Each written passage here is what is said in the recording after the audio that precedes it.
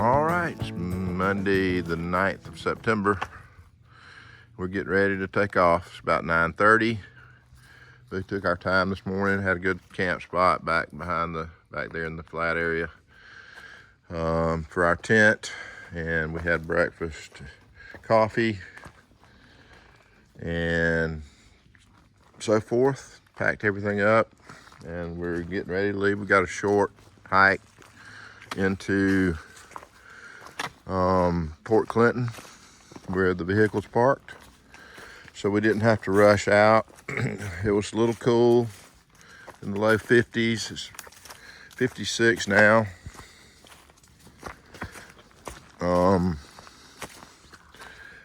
We think we've got enough water. We got 5 liters last night out of this little, really, just a little pool of water at the base of a spring. So we had to scoop it up. But anyway, we'll see. There's not a lot of water out here in this area, even when there's just not a lot of creeks and springs. So the few that are around aren't running that well. So it's a little bit of a dilemma sometimes. But we're on the Blue Blaze heading back over to get started. We got about approximately 9 miles. I haven't looked at the exact number. So we'll keep you posted. All right, we just finished that 0.3 hike over on the Blue Blaze from the Eagle's Nest shelter.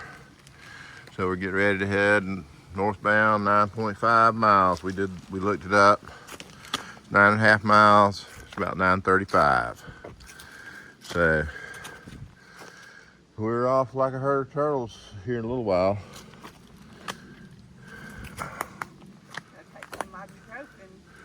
Vitamin I.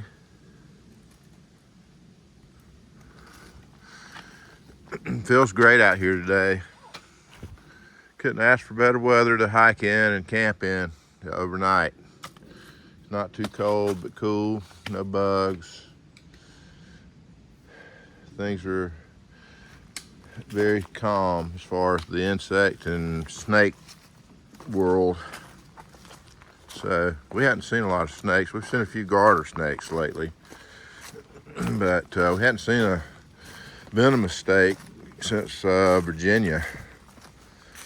Actually, maybe the day before we went into the Shenandoah National Park, just outside the park, I think on that last day or the day before that, somewhere right in there, we saw 2 rattlesnakes in one day.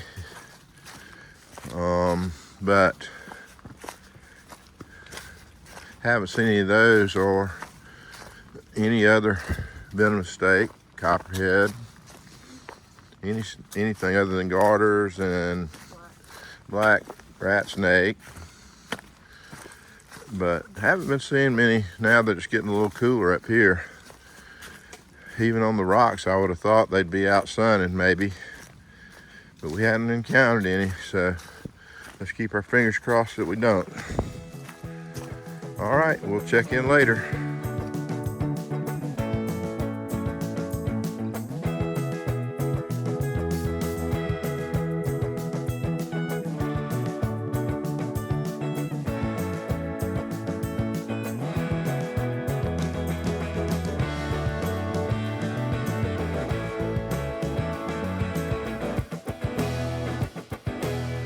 Well, just when you thought Pennsylvania was mostly a flat ridge walk, we're now on a real steep, rocky climb. We've been on it for a while. I think we can see the top. We're not positive, but just got to keep moving and watch where you put your feet. There's a lot of small rocks in between the big rocks that'll roll under your foot and things like that. So anyway, this is what it's looking like. Very steep. Probably doesn't do it justice on the video. of the incline that we're on, but so a steep incline.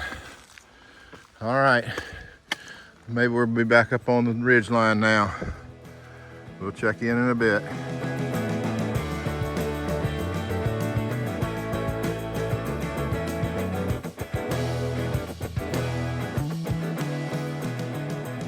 Yep, just like on cue. Here we are at 12:30, about a little over 5.5 miles in. And I said we hadn't seen any venomous snakes in Pennsylvania. Well, here we go. We've got us a nice timber rattler right here. He's laying pretty still right now. Wish I could get a better shot of him, but he's moving a little bit right now. He sees me over here. He's not real happy with me. Thank you, Brent. There we go. Trying to wake him up a little bit for you. Get you a little rattling going. He's an older guy. He's got quite a stack of rattles. You know, I can't count them, but probably 10 or 12. All right, he's still rattling at us. We're gonna leave him alone. Pretty snake though. He's a beauty. They're darker up here, these timber rattlers, than we're used to seeing. I don't know if that's a molting stage they go through, but I've seen two of these that were kind of black instead of the brown that we're used to seeing. Anyway, we're gonna leave him alone. Carry on, rattler.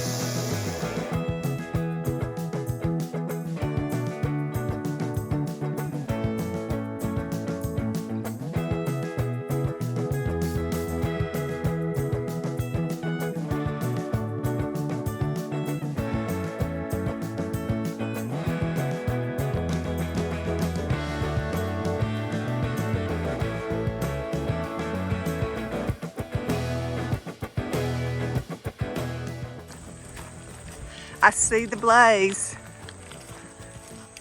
We weren't sure where it was going. There's one.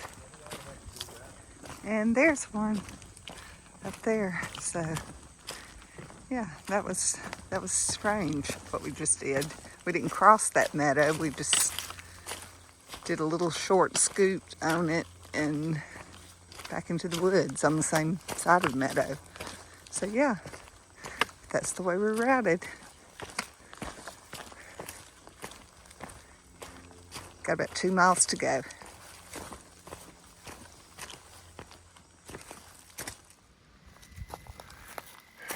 Back in rocks.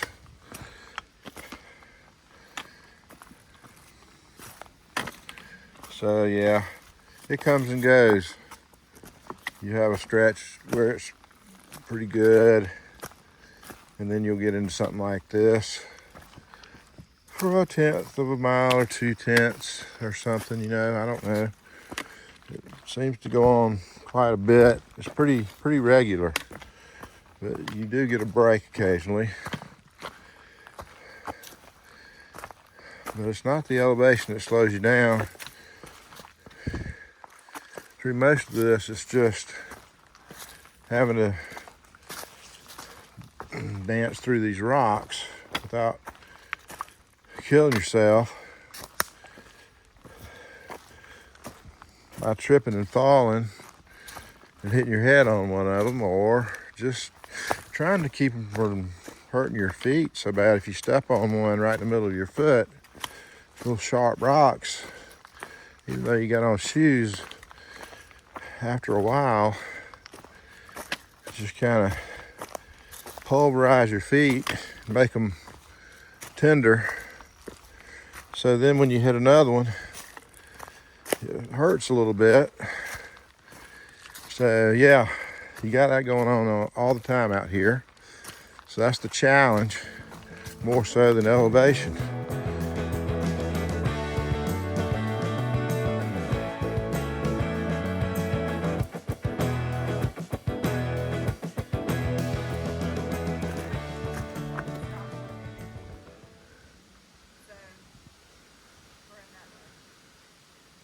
Okay, yeah, we got a blow down right here.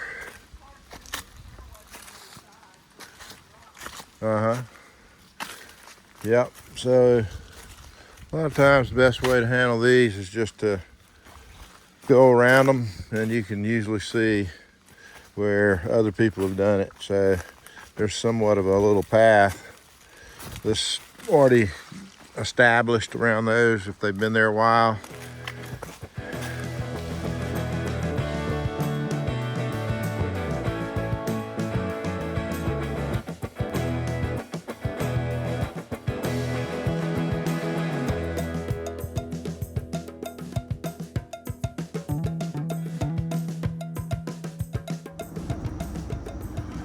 We've been on this steep decline for about the last half mile coming down to Port Clinton, and it's kind of rocky with big rocks and stuff, some big step downs, but the main problem is this loose stone stuff here is slippery under your foot. In other words, it rolls under your feet when you're on a steep grade and step on that stuff. So we're having to be pretty careful and take each step, make sure we got good grip, because we both slipped a couple times coming down through here on these loose, small stones and rocks mixed in with these bigger ones. And this is a 15% down grade. I mean, we're steep, I can tell you that. So we're dropping straight down. I can see the road, I guess, down there. Not sure what I'm looking at, but definitely getting close because I hear the cars and things down here. So, all right, we'll be down at the bottom here in a minute. Talk to you later. All right, we got a train going by, but I just couldn't help but post this or video this. But here's what people do: they put out nice bottles of water because the water's hard to find out here. It's dry, so trail angels come by and hide water like this, like Easter eggs. We're not going to take any of that water because we're almost back at our vehicle, but the next southbounder that comes along climbing this big climb, or whoever needs water, we'll leave that for them. But those are real nice things to find when you need it. We were able to make do with what we got at that shelter that we stayed at last night, so we did fine with our water today. That's the first water I've seen that in those plastic bottles. We haven't seen a drop of water anywhere. It's not really any stream crossings or springs that you cross in there. So anyway, I'm finally about down to this road. I thought I'd show you all that trail magic back there. That was pretty cool what people do. So hikers appreciate it.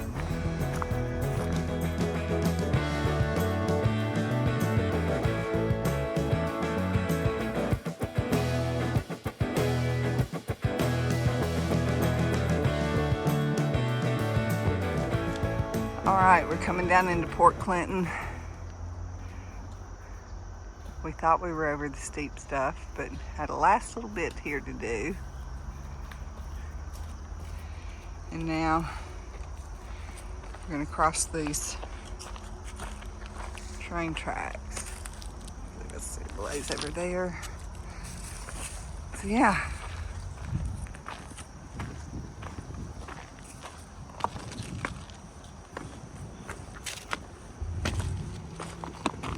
There's the train station.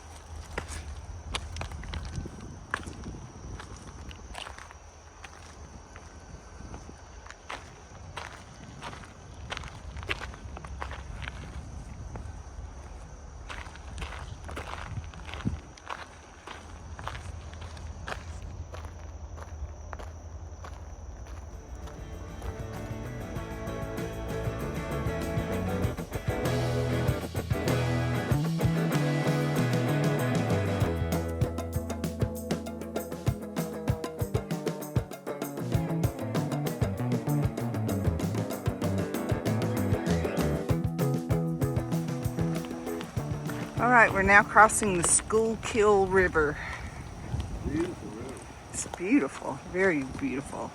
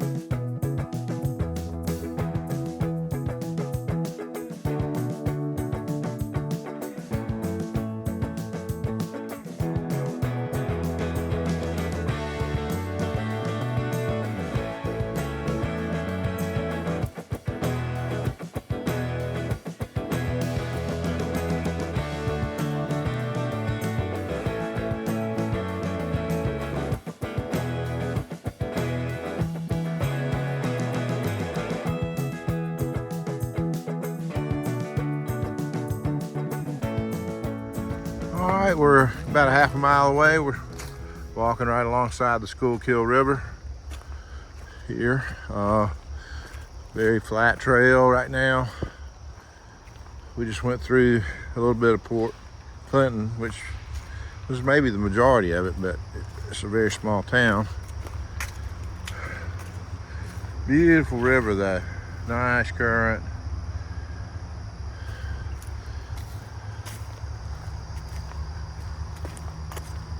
So we're going to end up with about a 9.2 mile day, and we're going to mile, I think our vehicle's parked at trailhead at mile 1220, 20.6 I think, but I'll check that. Anyway, 1220 point something. So anyway, we're 20 miles into the 1200, working toward 1300 now.